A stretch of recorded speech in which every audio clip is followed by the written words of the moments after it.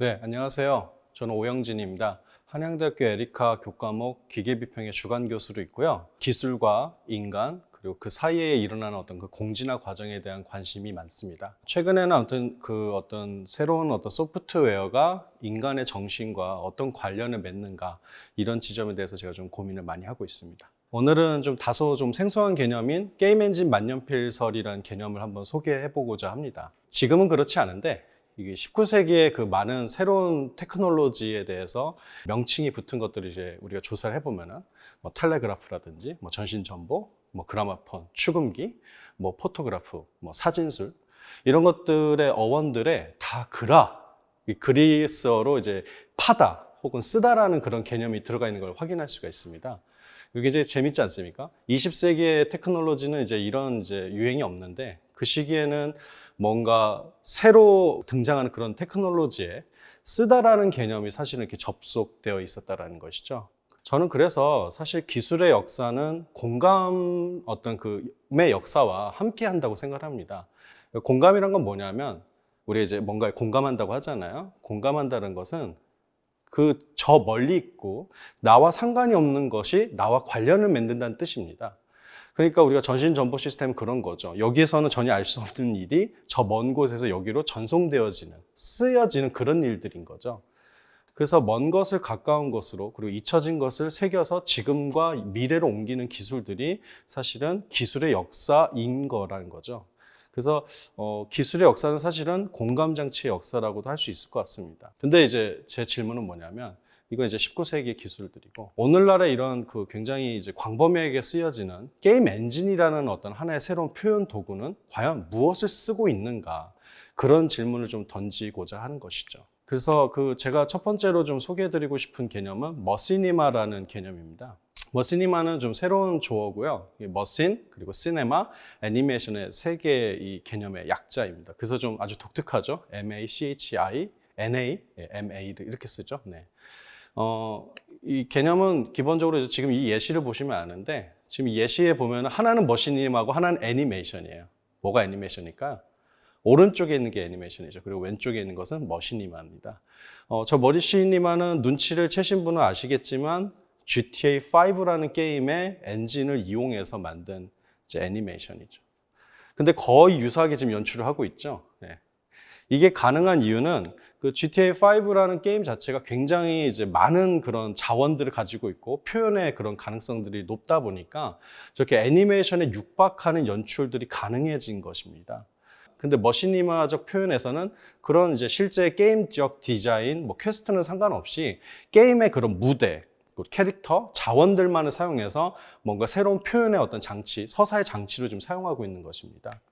사실 이런 아이디어는 여러분 어렸을 때 그런 레이싱 게임을 했을 때 경험을 떠올려 보시면 아는데, 내가 게임을 하고 난 다음에 멋지게 이제 승리했을 때 그 순간을 내가 이렇게 축하하고 싶잖아요, 나 스스로. 그래서 리플레이 파일을 항상 보죠. 그러니까 이 머시니마는 갑작스럽게 태어난 것은 아니고, 사실은 게임을 하는 자가 게임을 했던 기억을 뭔가 어떤 하나의 영상물로 남기면서 사실은 시작되어진 뭐 영화 연출의 스타일이라고 할 수도 있을 것 같아요. 그래서 이 머시니마는 낭비되어지는 그런 이제 게임 자원에 대해서 의도적으로 남용하는 방식으로 이제 발달하게 되는 것이죠.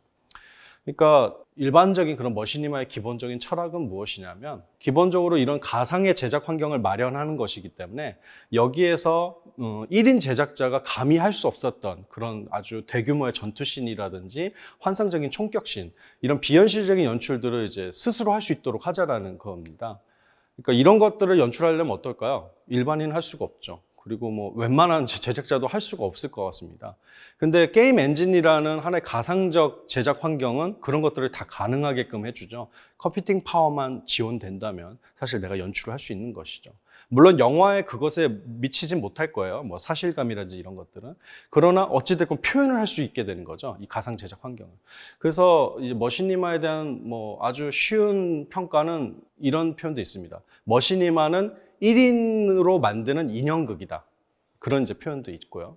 그러니까 기본적으로 이것은 누구에게나 열려 있고 게이머라면 그 게임 자원을 이용해서 이제 그 비현실적인 무엇들을 해낼 수 있는 그런 자유로운 플랫폼처럼 보이기도 한다는 거죠. 러시아의 유튜버인 것 같은데요. 크라머스라는 이 친구는 터미네이터 2라는 그 영화 있지 않습니까? 제임스 카메론의 영화. 그거를 이 머시니마로 그대로 다 연출해서 그대로 러닝타임 그대로 상영한 적도 있습니다.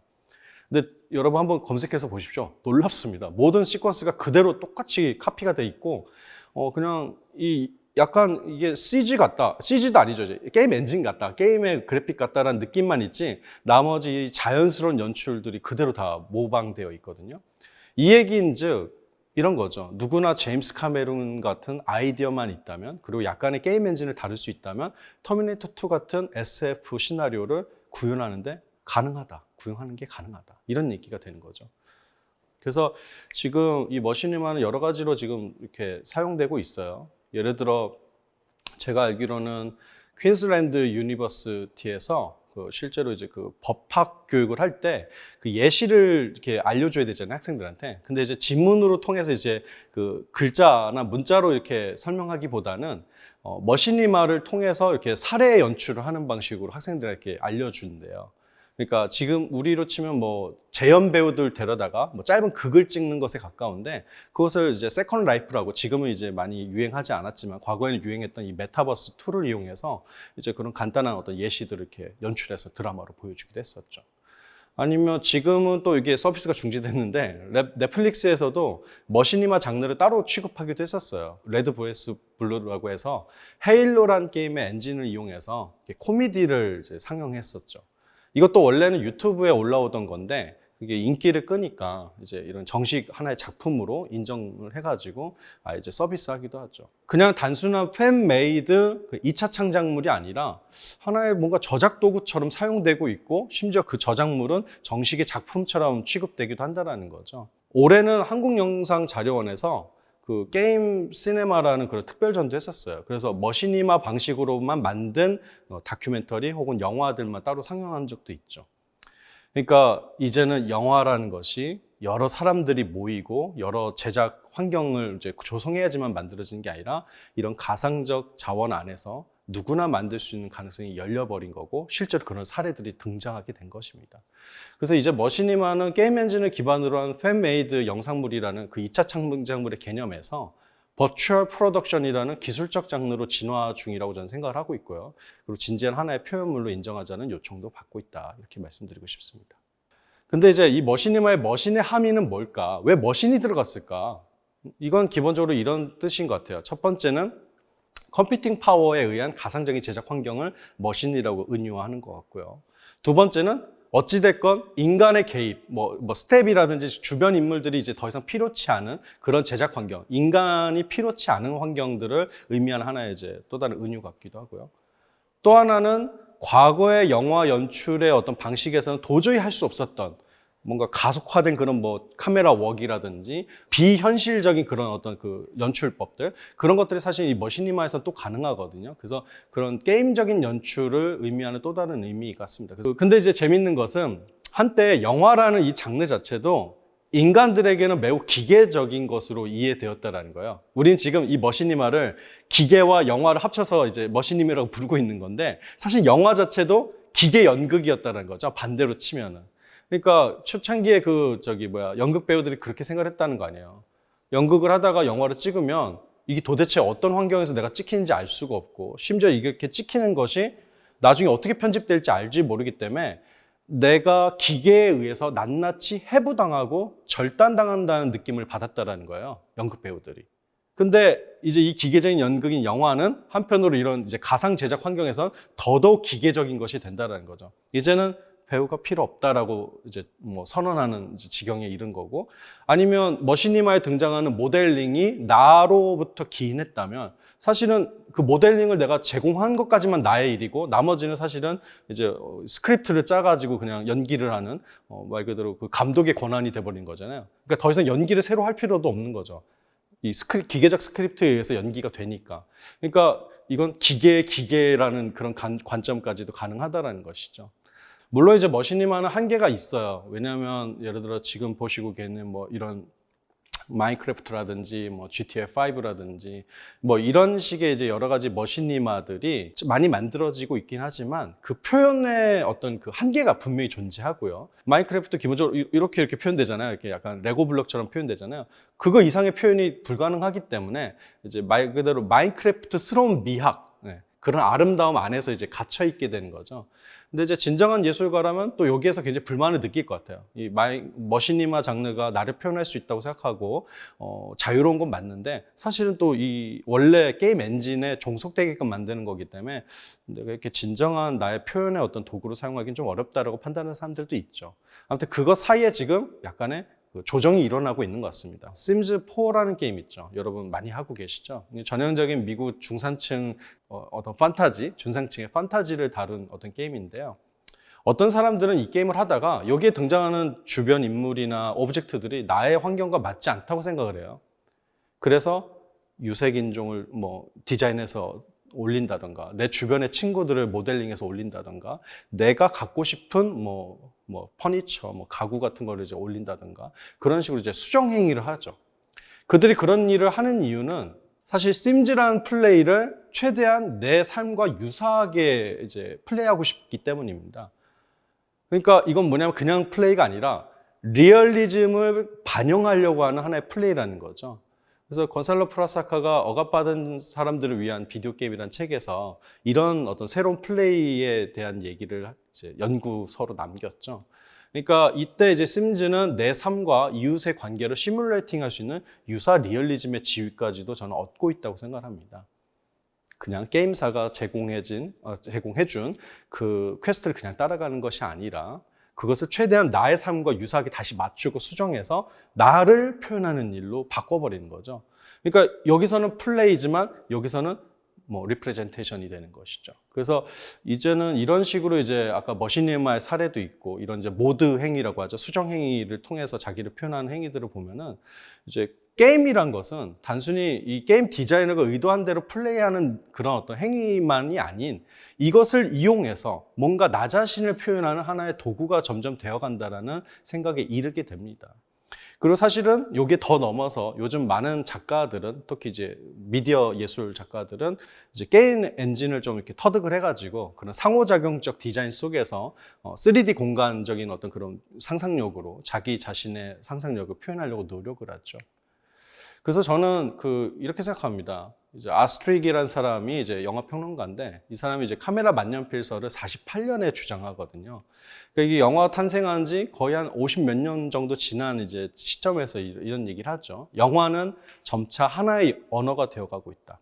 소설이나 에세이처럼 작가의 사상이 추상적인 것까지 표현돼야 하고 누구라도 작가가 될 수 있어야 한다. 이렇게 얘기를 합니다. 그러니까 그 전까지의 카메라와 이 무비의 어떤 그런 제작 환경이라는 것은 어찌됐건 뭐 굉장히 많은 돈이 투입되고 엔터테인먼트에 종속되어 있는 것이기 때문에 그게 뭐 감독의 개인적인 생각이라든지 추상적인 사고를 표현한다?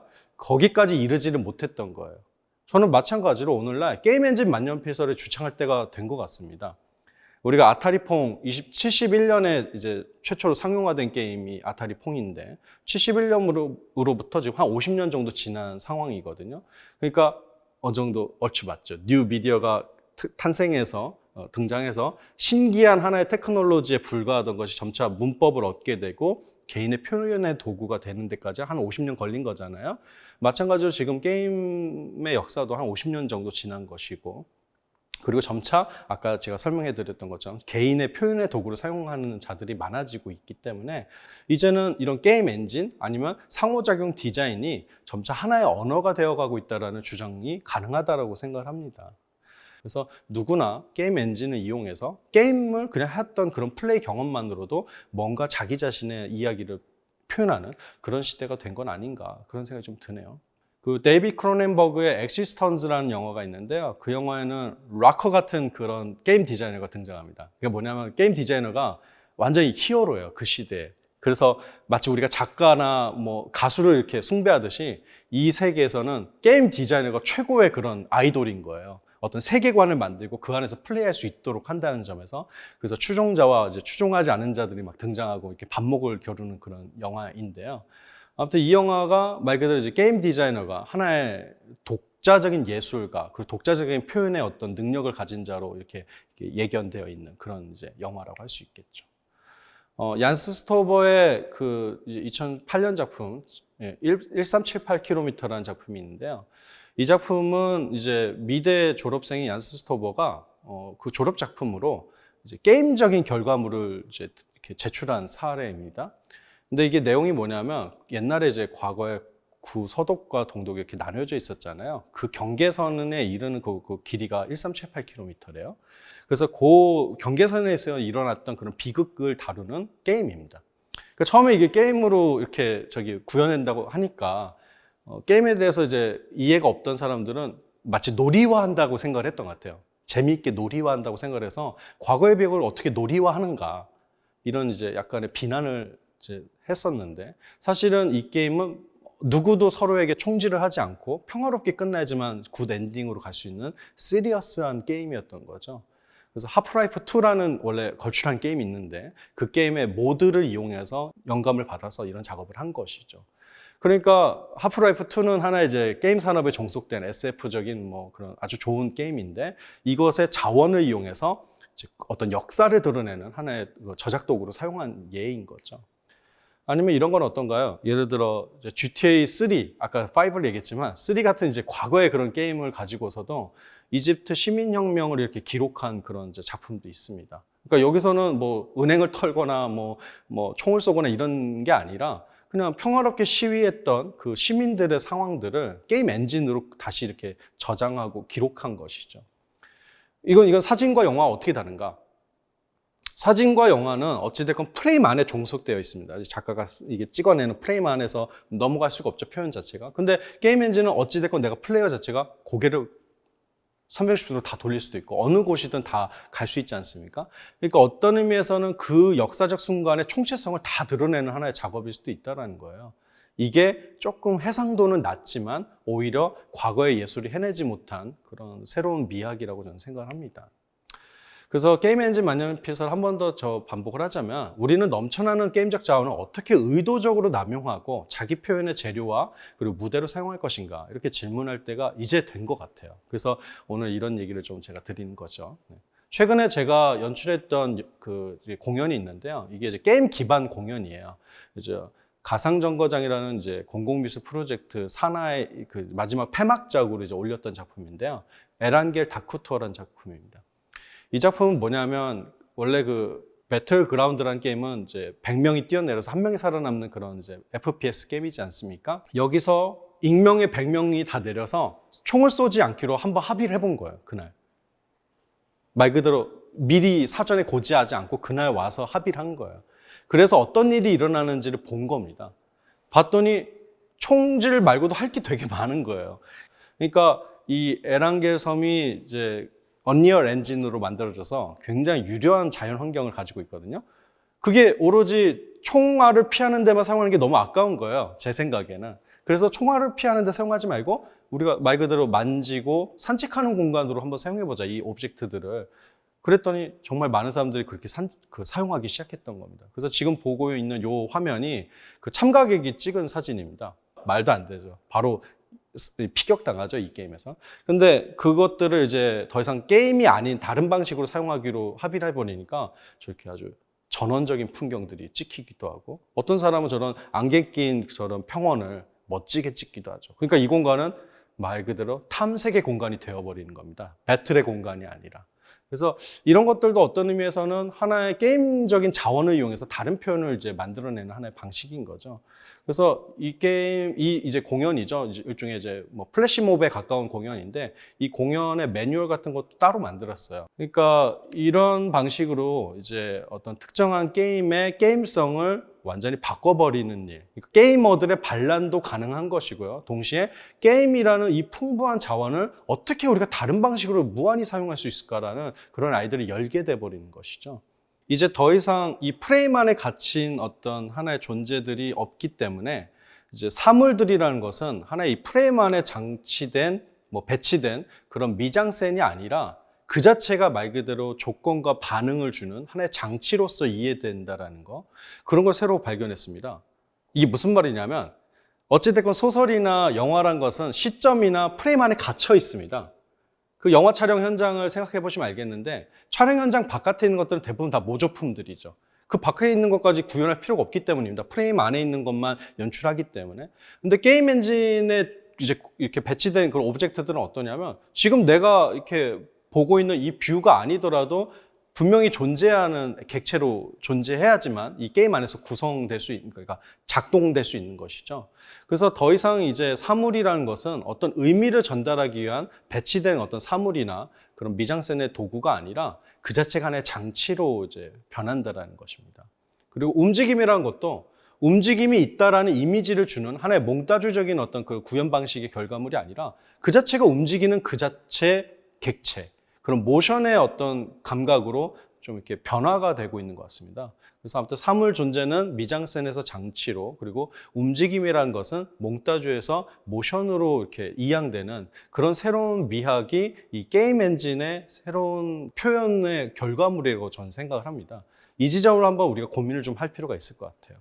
그러니까 단순히 이제는 뭐 이 게임 엔진을 사용하면은 좀 손쉽게 뭔가를 만들 수 있다는 이런 이제 용이성뿐만 아니라 게임 엔진만으로만 표현할 수 있는 세계가 있다는 거죠.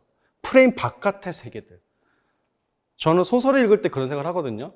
그 라스콜리니코프라는 사람이 살고 있는 하숙방이 있는데 하숙방 옆에 있는 사람은 또 누굴까? 이런 고민도 하거든요. 근데 소설에는 묘사되어 있지 않아요. 프레임 바깥에 있기 때문에. 그런데 게임 엔진은 어떻죠? 그거를 설명할 수 있다는 겁니다. 그걸 또 이렇게 옆에다 배치할 수 있다는 거죠. 그렇게 과거에는 프레임 바깥에 있는 어떤 존재들은 다 이제 뭐랄까 소수자이자 혹은 뭐 말 그대로 객체, 움직이지 않는 객체였지만 게임 엔진에서는 움직이는 객체들이 된다는 것이죠. 어쩌면 과거에 영화를 꿈꾸던 사람들이 사실은 이런 걸 꿈꿨을 수도 있다고 저는 생각을 합니다. 그러니까 예를 들어 앙드레 바쟁이 완전 영화라는 개념을 얘기한 적이 있었는데요. 이건 영화가 완전해진다 이런 뜻이 아닙니다. 영화라는 것은 어떤 무엇을 향한 어떤 노력이라는 건데 그 완전 영화라는 개념을 향해 나가는 기술이라는 거예요. 그러니까 태초에 그런 동굴 벽화에 그려놓은 그런 그림조차도 사실 하나의 영화라는 거예요. 왜 그렸을까? 그건 자기가 경험했던 어떤 사실이 있을 텐데 그 사실 그 전체를 담아서 여기로 끌어오려고 했던 노력이라는 거예요. 그런데 표현이 동굴 벽밖에 없기 때문에 그게 평면으로 표현된 것 뿐인 거겠죠. 그러니까 어떤 의미에서는 영화란 것은 현재 이런 무비, 필름 이런 게 영화가 아니라 어떤 있지 않은 사실, 먼 사실들을 여기로 모두 다 가져오려고 하는 그런 노력 자체가 하나의 영화의 개념이라는 거예요. 그러니까 이 사람의 개념은 완전히 뒤바뀌어 있는 거죠. 테크놀로지로서의 영화가 아니라 욕망으로서의 영화 같은 건데요. 어쩌면 이 앙드레 바장이 말했던 완전 영화가 오늘날 게임 엔진으로 구현되고 있는 세계와 거의 전 유사하다고 생각합니다. 그래서 완전 영화로서의 머신이마라는 개념이 이제는 가능할 것 같고 이런 아무튼 새로운 버추얼 프로덕션의 상황들이 우리를 점점 더 민주적인 그런 창조자로, 그러니까 누구나 다 참여할 수 있는 창조자로 만들고 동시에 과거에는 프레임 바깥을 설명할 수 없었는데 드디어 이제 프레임 바깥까지 모두 다 이제 재현하는 그런 새로운 예술 세계로 우리를 이끌 거라고 생각을 합니다. 그래서 오늘 이 강의는 이 모든 어떤 상황을 종합해 봤을 때 우린 드디어 게임 엔진으로 우리들의 추상적인 사고방식 그리고 그동안 꿈꿔왔던 어떤 버추얼한 세계를 드러낼 수 있는 그런 가능성을 얻은 세대가 아닌가. 그래서 드디어 게임 엔진 만년필서를 주장해야 된다라고 말하는 그러는 강의였습니다. 네, 감사합니다.